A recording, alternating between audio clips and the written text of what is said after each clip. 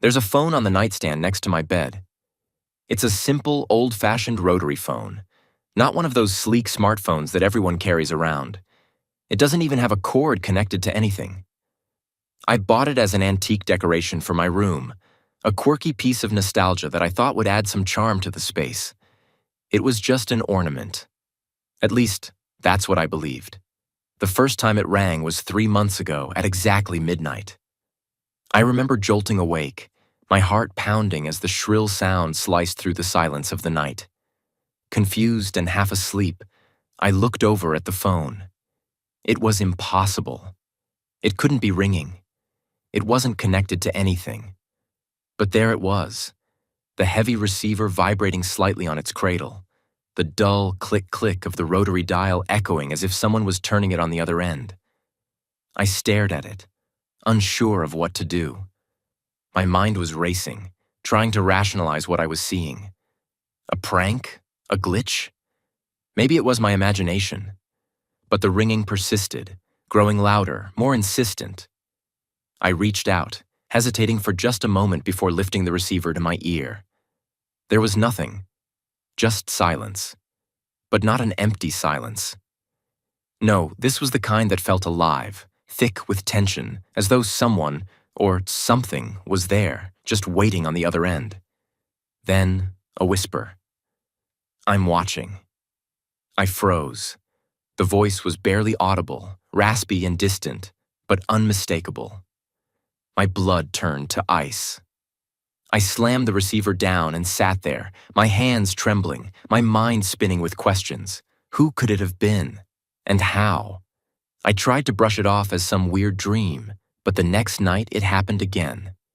And the night after that.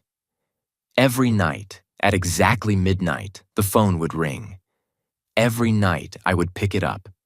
And every night, the same voice would whisper those same chilling words. "I'm watching." It became a twisted routine. I stopped sleeping, my nerves frayed, my body exhausted. But no matter how much I tried to ignore the ringing, I couldn't. Something about the voice, the call, compelled me to answer. One night, I finally snapped. As the phone rang once more, I snatched it up, shouting into the receiver. "Who are you? What do you want from me?" For the first time, the voice responded with something new. "Look outside." My heart pounded in my chest and my skin prickled with fear. Slowly, I turned toward the window, my hand shaking as I pulled back the curtain.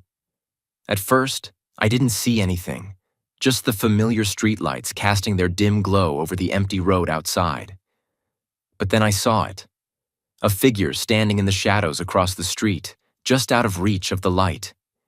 It was tall and motionless, its form blurred by the darkness. I couldn't make out any details, but I knew, deep in my gut, that it was watching me, just like the voice had said. The phone slipped from my hand and hit the floor with a thud.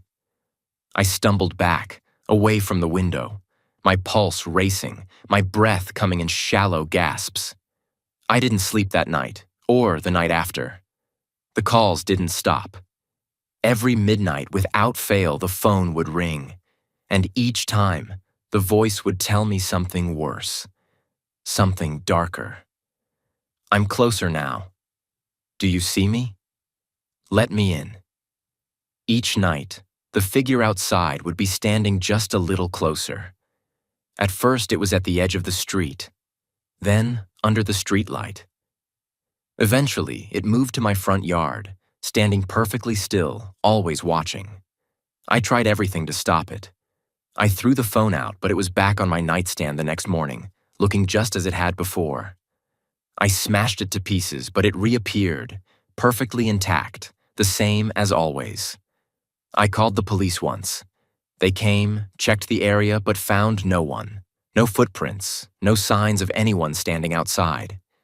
They looked at me like I was losing my mind. And maybe I was. But I know what I saw. I know what I heard.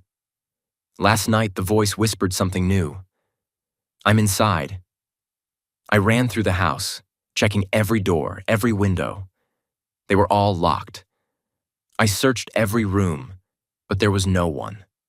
Still, I couldn't shake the feeling that I wasn't alone. I don't know what's going to happen tonight. It's nearly midnight now, and I can already feel the dread creeping up my spine. I know the phone is going to ring, and I know I'm going to answer it just like I always do. But this time, I'm afraid of what the voice will say. I think tonight is the night it finally stops watching and starts doing something worse.